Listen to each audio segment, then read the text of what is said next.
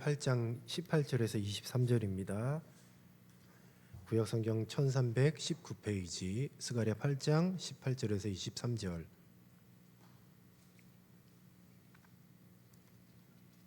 찾으셨으면 한 절씩 교독하겠습니다. 만군의 여호와의 말씀이 내게 임하여 이르시되, 만군의 여호와가 이같이 말하노라. 넷째 달의 금식과 다섯째 달의 금식과 일곱째 달의 금식과 열째 달의 금식이 변하여 유다 족속에게 기쁨과 즐거움과 희락의 절기들이 되리니 오직 너희는 진리와 화평을 사랑할지니라. 만군의 여호와가 이같이 말하노라. 다시 여러 백성과 많은 성읍의 주민이 올 것이라. 이 성읍 주민이 저 성읍에 가서 이르기를, 우리가 속히 가서 만군의 여호와를 찾고 여호와께 은혜를 구하자 하며 나도 가겠노라 하겠으며, 많은 백성과 강대한 나라들이 예루살렘으로 와서 만군의 여호와를 찾고 여호와께 은혜를 구하리라. 만군의 여호와가 이같이 말하노라. 그날에는 말이 다른 이방 백성 10명의 유다 사람 하나의 옷자락을 잡을 것이라. 곧 잡고 말하기를, 하나님이 너희와 함께 하심을 들었나니 우리가 너희와 함께 가리하노라 하시라 하시니라. 아멘. 금식에 관한 세 번째 답변이라는 제목으로 말씀을 증거하도록 하겠습니다. 이 스가랴 당시 포로 귀환 시대죠. 이미 포로 귀환을 했었던 시기인데도 네 번의 금식의 절기를 지켰다고 합니다. 그러니까 1년에 우리가 추수감사절, 맥주감사절, 부활절 이런 절기를 지키는 것처럼 1년 동안에 무려 4번의 금식 절기였어요. 금식 절기, 애통하는 절기. 오늘날로 말하면 고난 주간, 이런 주간이 되겠죠. 스가랴 당시에 이스라엘 자손들이 네 번째 기념하는 그런 금식의 절기를 지켰고요. 4월, 5월, 7월, 10월이라고 그렇게 기록이 되어 있죠. 4월은 포로가 된 것을 금식하였고, 또 5월에는 성전이 불탄 것에 대한 금식이었습니다.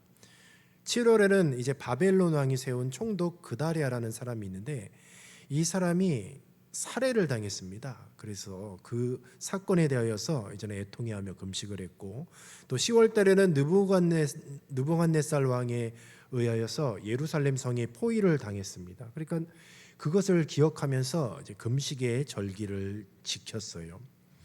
이스라엘 백성들은 이같이 비극을 당한 이후에, 그러니까 과거의 비극을 잊지 않고자 시기마다 금식을 했는데, 그것이 무려 이제 4번이나 1년에 4번이나 됐던 것이죠. 근데 문제는 지금 시대가 어떤 시대냐? 이 스가랴 시대는 포로에서 돌아온 시대예요. 포로에서 돌아온 70년의 포로 생활을 마무리했던 시기였던 것이죠. 그래서 포로에서 돌아왔다는 것은 하나님께서 이제는 회복시켜 주신 것이거든요. 다시 치료해 주시고, 그럼에도 불구하고 이제는 계속해서 금식에 대한 절기를 지키려고 하고, 또 이제 지키려고 하니까 좀 이상하니까 스가랴에게 물어본 거죠. 금식 계속해도 되냐? 계속하는 게 맞느냐라고 하는 거죠. 그러나 지금 상황에서는 더 이상 금식을 할 필요가 없죠. 왜냐하면 하나님께서 이스라엘 백성들의 수치와 고난에서 자유케 해 주셨기 때문이죠. 마치 구원하면 이스라엘 백성들은 이제 출애굽을 떠올립니다. 왜냐하면 그 출애굽 사건은 구원의 사건이에요. 애굽에 종살이했던 그 노예에서로부터 구원하였던 그런 사건이죠. 근데 이제 바벨론의 포로로 잡혀갈 때도 바벨론에 종살이를 했어요. 근데 하나님의 은혜로 마치 출애굽해서 애굽에서 이제 출애굽이잖아요. 애굽의 종살이로부터 이제 구원을 받은 것처럼 지금 하나님은 바벨론의 포로 생활로부터 이스라엘 백성들을 다시 출애굽해 주신 거죠. 출애굽해 주신 거. 그래서 이제 바벨론의 포로 귀환은 제2의 출애굽 사건이다라고 그렇게 이야기를 하는 거죠. 그러니까 이제는 현재는 어떤 시대냐? 구원을 받은 시대예요. 그냥 구원을 받았다라고 한다면 애통할 필요가 없죠. 자, 구원 받았다고 하면 우리는 무엇을 해야 되냐? 감사해야 되고, 그리고 그 은혜에 보답하는 삶을 살아야 되는 것인데, 이스라엘 백성들은 자꾸 과거에 매몰되어 있어서 그냥 과거에 안타까웠던 그런 사건을 기념하는 절기로 무려 금식의 절기를 4번이나 이렇게 기억하고 있어요. 과거로 돌아가 수치와 수욕, 고통의 때를 기념하는 금식을 할 필요가 없죠. 오늘날도 마찬가지죠. 우리 생각보다 그리스도인들 중에서 그렇게 과거에 아팠던 기억, 그런 상처, 트라우마를 끊임없이 반복적으로 기념하는 지체들이 있어요. 기념하는 지체. 기념할 필요가 없어요. 과거에 뭐 고통이 있고 상처가 있죠. 아픔이 있고 없는 사람이 어디 있겠습니까? 뭐 개개인의 그러는 아픈 경험들이 있을 것이고 정말 쓰라린 기억들이 있을 것이에요. 그런데 우리가 예수님을 믿었다라는 것이 어떤 의미냐? 구원입니다. 구원. 첫 번째로는 죄와 사망에서 구원을 받았고, 그리고 죄로 인하여 저주받은 그런 인생에서 이제는 예수님을 믿음으로 모든 죄와 저주에서 죄로 인한 그 저주가 이제는 그 묶임이 풀렸어요. 더 이상 우리는 과거에 얽매일 필요가 없습니다. 이 구원이라는 것이 단순히 천국 가면 그만이 아니라 저주를 풀어주신 거예요. 저주. 어마어마한 사건이죠. 그런 구원받은 하나님의 백성으로서 자꾸 과거를 회개하는 거예요. 희귀하는 거예요. 희귀. 자꾸 기억하고 과거의 상처를 돌아보고, 그러니까 자꾸 앞으로 나가려고 하면 주저주저 하는 거죠. 과거에 그 상처받았던 그런 모습들 때문에. 물론 청소년기에 그런 상처들이 인격을 형성하는 데 큰 어떤 영향을 미칠 수는 있습니다. 그런데 이제 거기 그대로 계속 이어지면 그건 아닌 거죠. 어쨌든 여러분의 인생에서는 예수님을 구주로 영접하고 성령을 내 마음속에 모시는 정말 내 영혼이 구원받는 그런 사건이 개개인마다 다 있었을 것입니다. 거듭남의 사건이죠. 성령의 세례를 받았던 사건이기도 하고요. 그럼에도 불구하고 자꾸 과거를 생각을 하고 과거의 생각을 하고 과거의 상처에 자꾸 함몰되어 있어서 거기에 자꾸 1년에 4번이나 뭐하러 생각을 합니까? 그런 아픈 기억을. 주님은 그렇게 살면 안 된다는 것이죠. 그래서 금식을 할 필요가 없다라는 거예요. 그리고 나서 어떻게 말씀하시냐?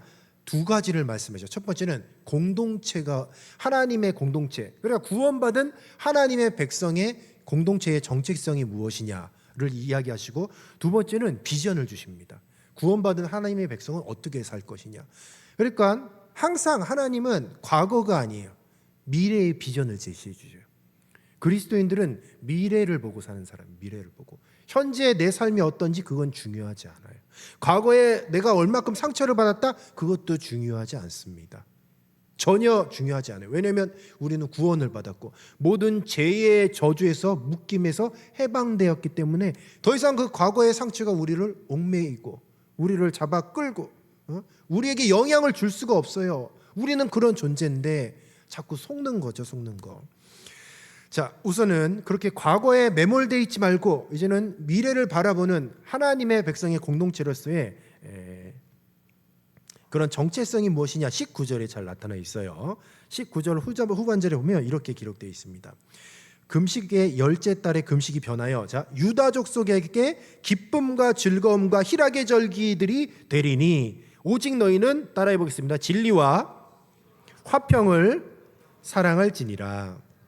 그렇죠. 여러분, 구원받은 하나님의 백성은 이제 진리와 화평의 공동체가 돼야 돼요. 근데 이제 진리와 화평은 무엇이냐? 하나님의 성품이에요. 하나님의 성품. 하나님의 성품을 닮은 공동체가 돼야 되는 거죠. 자, 진리와 화평인데 2가지를 얘기했다라는 것은 둘 중에 하나가 빠지면 안 되고 2가지가 반드시 공존해야 함을 의미하고 있습니다. 자, 만약에 진리가 있어요. 근데 화평이 없어. 자, 그 공동체는 타협하는 공동체가 돼요. 타협하는 공동체. 하나님의 진리의 말씀을 붙잡지만, 그러니까 하나님의 말씀을 붙잡지 않고 그냥 화평만을 바라는 거죠. 그럼 세상과 타협하는 거죠. 그리고 화평은 없고 진리만 있다. 이건 율법주의적인 공동체가 되는 거죠. 그러니까 진리도 있고 화평도 있어야 되는 거죠. 우리 비전어스 신앙 공동체는 과거의 상처에 우리가 우리 공동체 안에서도 과거에 어려운 일들이 있었고 힘든 일이 있었고 그런 기억들이 있었을 거예요. 근데 그게 상관이 없어요. 우린 구원을 받았기 때문에 이미 그래서 우리는 어떤 공동체가 되냐? 과거에 어떤 공동체냐? 이게 중요한 게 아니에요. 앞으로 우리는 진리와 화평의 공동체가 돼야 되는 거예요. 진리가 있고 화평은 없고, 뭐 진리가 없고 화평은 있고, 이게 아니라 진리와 화평, 예수님의 그 성품으로 충만한 공동체가 돼서 타협하지 않고 율법주의처럼 남을 정죄하지 않는 천국과도 같은 그런 공동체를 지향해야 된다는 것입니다. 이것이 바로 우리 비저너스가 추구해야 될 그런 성격이에요. 성격. 어떤 공동체든지 성격이 있어요. 성격. 절대로 여러분들은 이기적인 공동체는 되지 마십시오. 여러 부서가 있고 여러 기관이 있잖아요. 근데 자기 것만 챙기는 거예요. 이렇게 뭐 맛있는 거 있으면, 제가 지난번에 진짜 은혜 받았어. 부활절이었던 것 같은데 떡이 모자랐어. 떡이 모자랐는데 청년부가 제 기억으로는 다 못 받은 걸로 제가 기억하고 있어요. 그런데 아무도 그거에 대해서 이렇게 토를 달지 않나 봐요. 떡을 싫어해서 그런가? 아니, 좋아하는 음식. 그러니까 보통 이제 만약 떡이 모자른다 하면 난리 나는 거죠. 왜 우리 부서 떡 모자르고 그러면서 막 싸우려고 드는데, 전혀 우리 청년들은 오히려 무관심하더라. 떡이 그냥 있으면 있는 대로 없으면 없는 대로.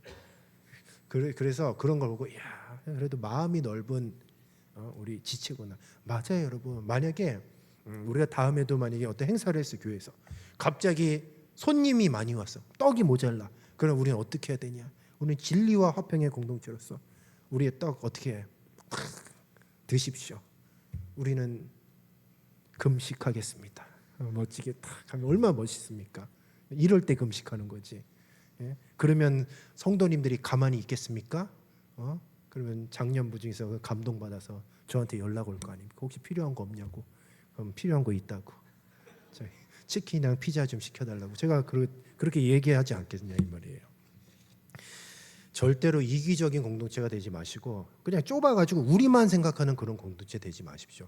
딱 봤을 때 저 기관이 좀 부족한 부분이 있다. 그럼 가서 좀 채워줄 수 있고 같이 이렇게 도와줄 수 있는 전 그런 너그러운 공동체가 되었으면 좋겠습니다. 바로 그것이 진리와 화평의 멋진 공동체예요. 바로 우리 비저너스가 그런 공동체가 되기를 축복합니다. 주님께서 이 공동체에게 비전을 주셨어요. 어떤 비전을 주셨냐? 말씀 한번 보도록 할게요. 20절에서 23절에 바로 그 비전을 주셨어요. 어떤 비전이냐? 모든 사람, 그러니까 이 세상에 있는 사람이 바로 이 신앙 공동체, 진리와 화평의 공동체로 온다라는 거죠. 자, 20절, 23절 좀 길지만 그것을 생각하면서 하나님이 주신 비전, 이것은 당시 이스라엘 백성에게 주신 비전뿐만 아니라 오늘날 저와 여러분에게도 주셨던 동일한 비전입니다. 같이 한번 읽어볼게요. 20절부터 시작. 만군의 여호와가 이같이 말하노라. 다시 여러 백성과 많은 성읍의 주민이 올 것이라. 이 성읍 주민이 저 성읍에 가서 이르기를 우리가 속히 가서 만군의 여호와를 찾고 여호와께 은혜를 구하자 하면 나도 가겠노라 하겠으며, 많은 백성이 강대한 나라들이 예루살렘으로 와서 만군의 여호와를 찾고 여호와께 은혜를 구하리라. 만군의 여호와가 이같이 말하노라. 그날에는 말이 다른 이방 백성 10명이 유다 사람 하나의 옷자락을 잡을 것이라. 곧 잡고 말하기를 하나님이 너희와 함께 하심을 들었나니 우리가 너희와 함께 가려 하리라 하시니라. 아멘. 자, 이게 어떤 사건입니까? 이방 민족들, 이 세상에 있는 모든 이방 민족들이 예루살렘으로 온다는 거죠. 예루살렘에 누가 있느냐? 바로 진리와 화평의 하나님의 백성 공동체가 있어요. 그런데 세상 사람들이 볼 때에 그 공동체를 보니까 하나님이 함께 하심을 보였던 거죠. 그러니까 그 백성들에게 가서 옷자락을 잡네요. 10명이 옷자락을 잡다. 여기서 이제 10명이라는 것이 상징적인 수예요. 그냥 단순히 열이 아니라 열은 이제는 많은 수, 다수, 그 다수를 얘기해서 이 10사람이라는 것은 온 세상을 얘기하는 거예요. 온 세상. 온 세상의 이방인들이 하나님의 백성의 옷자락을 잡는 거죠. 그 이유가 뭐냐?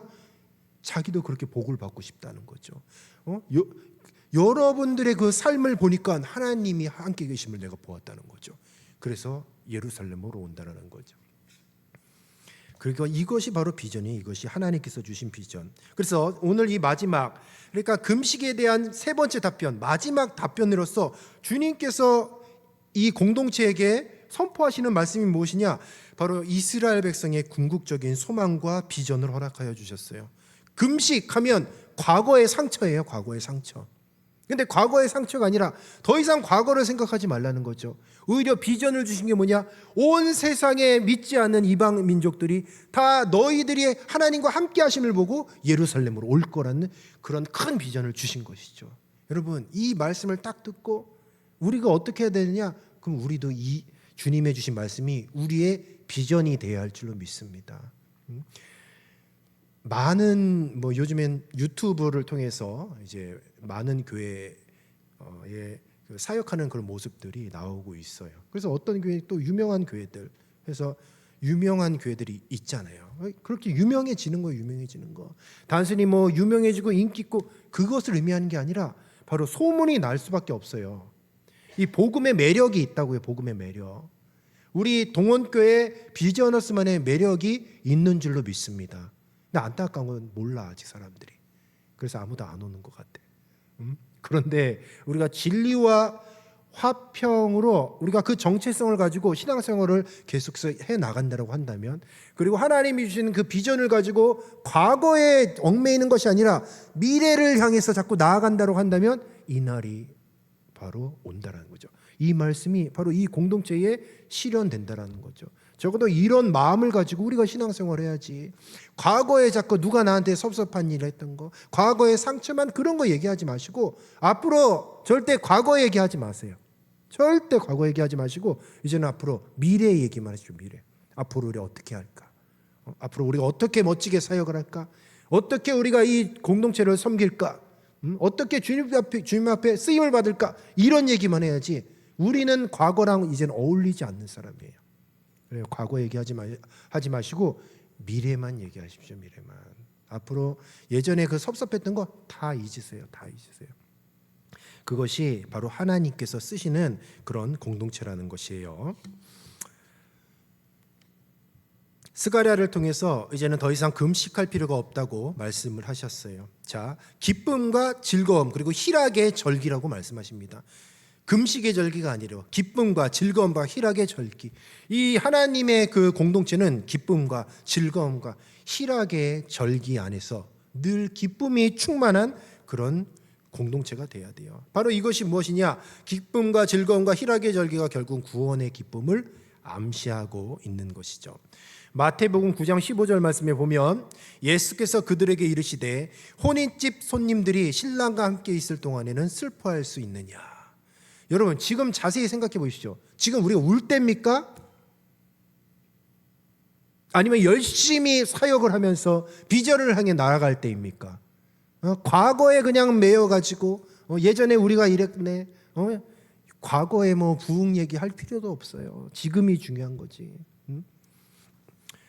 우리 공동체는 어떠냐? 지금이 어떤 때는 잘 한번 생각을 해봐야 돼요. 제가 볼 때는 지금 우리가 열심히 훈련을 받아야 될 때, 열심히 훈련을 받아야 돼요. 왜냐하면 이제 온 세상에 믿지 않는 사람들이 우리 동원교회 찾아오면 어떻게 해요? 사랑방 탁 나누고 리더들 세워가지고 이렇게 해야 되잖아요. 스스로 우리 동원교회 분량이 어느 정도의 그릇이 되냐를 한번 생각해 보십시오. 여러분 과연 우리 비전어스 공동체가 몇 명을 커버할 수 있다고, 몇 명을 책임질 수 있다고 생각하십니까? 100명? 200명? 이게 그릇의 싸움이에요. 하나님은 그릇대로 부어주시는 거죠. 그릇대로. 우리가 이만큼 종짓그릇 만들면 주님께서 아무리 축복하고 싶어도 그 종짓그릇만큼만 이제는 우리가 능력을 받고 복을 받는 거죠. 그러니까 부지런히 훈련을 받고 부지런히 우리 자신을 끊임없이 만들어서 주님이 이제 이 날이 딱 온다고요. 많은 생명을 부어주실 때가 딱 와요. 그때 과연 우리가 준비가 됐느냐. 그러니까 지금은 어느 때냐? 준비해야 할 때. 과거의 상처에 얽매일 때가 아니라 열심히 준비해야지. 쌍코피 날 정도로 열심히 준비해야 될 때입니다. 그러니까 여러분 준비해야 돼요. 부지런히 큐티하시고 부지런히 성경 읽고 부지런히 기도하시고 주님이 나를 쓰시려고 할 그때에 수많은 사람들이 우리 교회에 몰려올 그때에 한 명도 물고기 잡는 그물 있잖아요. 그물을 촘촘히 만들어야 돼요. 그때는 마수많은 사람들이 와서 빠져나가는 게 아니라 딱 우리 동원교회 비전하우스라는 촘촘한 그물에 다 딱 잡아야 돼요. 딱 가둬가지고 여기다 딱 앉혀놓고 멋지게 딱 훈련시켜서 하늘나라 천국 백성으로 만드는 그런 멋진 비전을 소유하시기를 바랍니다. 그래서 전 비전이 있어요. 이제 저 2층까지 차는 거, 2층까지. 그래서 저기 임원들이 이제 번호표, 음식점 맛집 가면 번호표 가서 기다리잖아요. 기다리는 거예요. 제가 예전에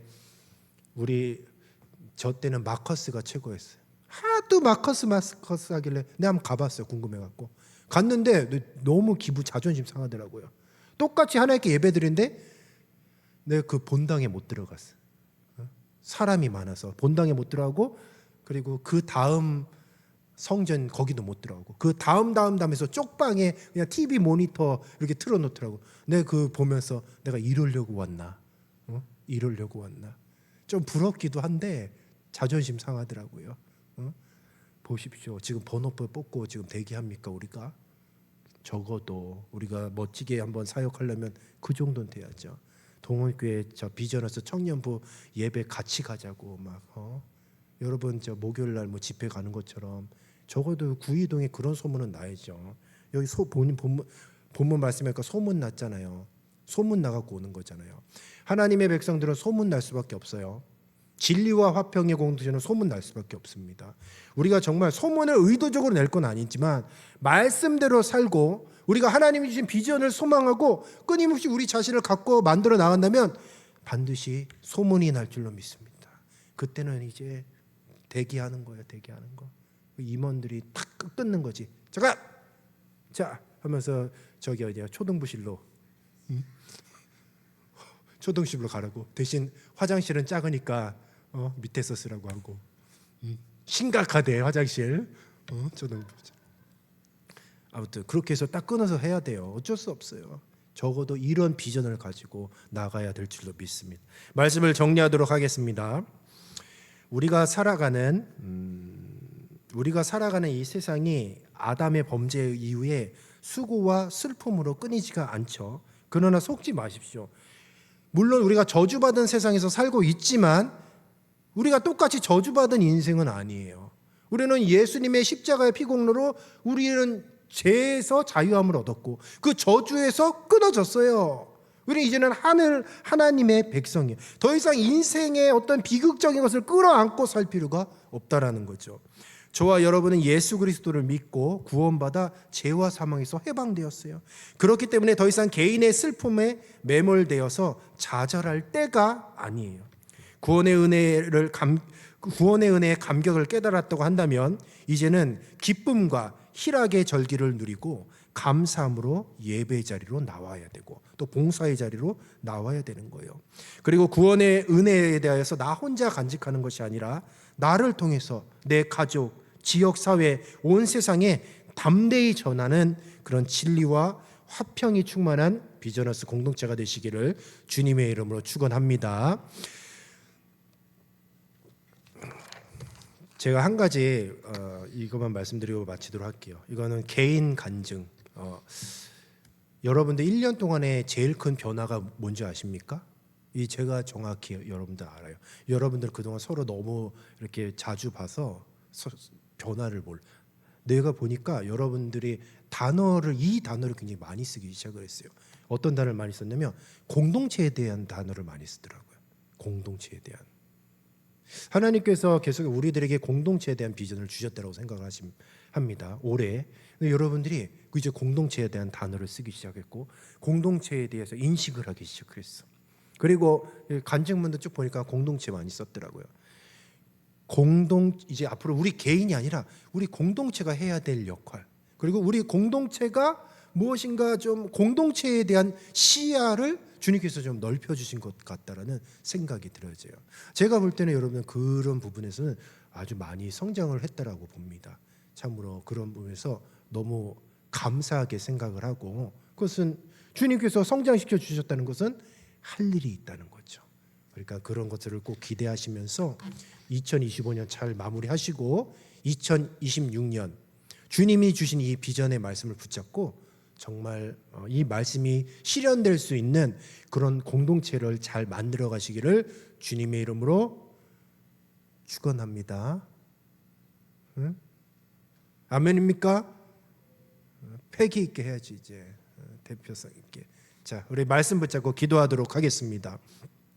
우리 이 시간 기도할 것은 주님 2025년에 우리들에게 공동체라는 비전을 허락하여 주시고 우리 공동체의 모습을 바라보게 하여 주심을 감사합니다. 주여, 이 비전하우스 공동체가 진리와 화평의 공동체가 되게 하여 주시옵소서. 예수님의 성품으로 충만한 공동체가 되게 하여 주시옵소서. 특별히 주님이 쓰시고자 할 때 잘 준비된 군사가 되게 하여 주셔서 오늘 우리가 과거의 상처에 함몰되어 있는 것이 아니라 앞으로 주님이 나를 쓰시고자 하는 그 비전을 붙잡고 열심히 우리 자신을 만들어 나갈 수 있는 훈련된 공동체가 되게 하옵소서. 이 시간 우리 비전하우스 공동체를 위해서 우리 주여 한번 머리 짚고 합심하여 간절히 기도하겠습니다.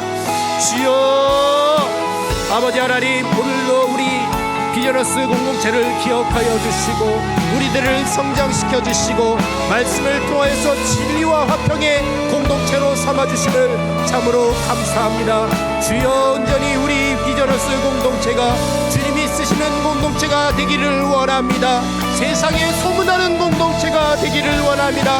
하나님의 함께 하시니 세상 사람들의 눈에 비춰지는 그런 주님과 늘 동행하는 공동체가 되게 하여 주시옵소서. 주님께서 2025년 한 해를 여기까지 이끌어 주시고 또 우리들을 통해서 공동체의 시야를 넓혀 주시고 온전히 믿음으로 하나 될 수 있도록 인도하여 주심을 감사합니다. 이기적인 공동체가 되지 않게 해 주시고 주님의 몸된 교회를 뜨겁게 사랑하는 우리 비전하우스 공동체가 될 수 있도록 주여 도와주시고 인도하여 주시옵소서. 우리 한 사람 한 사람은 약하나 우리 공동체는 강합니다. 주님의 뜻을 이루는 큰 뜻을 이루는 귀한 훈련된 공동체가 될 수 있도록 주여 도와주시옵소서. 주님께서 이 공동체에 복을 내려주시고 함께하여 주시고 주님의 선포되어진 이 진리의 말씀을 붙잡고 나아가는 온전히 주님이 쓰시는 공동체요, 주님께 복받는 공동체요, 과거의 상처를 떨쳐버리고 주님의 주신 비전을 붙잡는 미래 지향적이고 선교 지향적인 공동체가 될 수 있도록 주님 도와주시고 인도하여 주시옵소서. 온전히 주님이 귀하게 쓰실 것을 사모합니다. 주여, 우리가 여기 있사오니 우리를 사용하여 주시고 스스로 우리가 온전히 기도하고 열심을 다해 말씀 읽고 열심히 충성 봉사하여 스스로를 잘 만들어 나갈 수 있도록 주께서 함께하여 주시고 인도하여 주시옵소서. 오늘 우리에게 비전을 주시고 말씀을 통하여 비전이 선포되었사오니 주여, 이 비전을 붙잡고 우리가 믿음으로 승리하며 나아갈 수 있도록 우리 주님 함께하여 주시옵소서. 인도하여 주시옵소서. 승리하게 하여 주시옵소서. 지치지 않고 곤비치 않도록 날마다 세임을 허락하여 주시옵소서.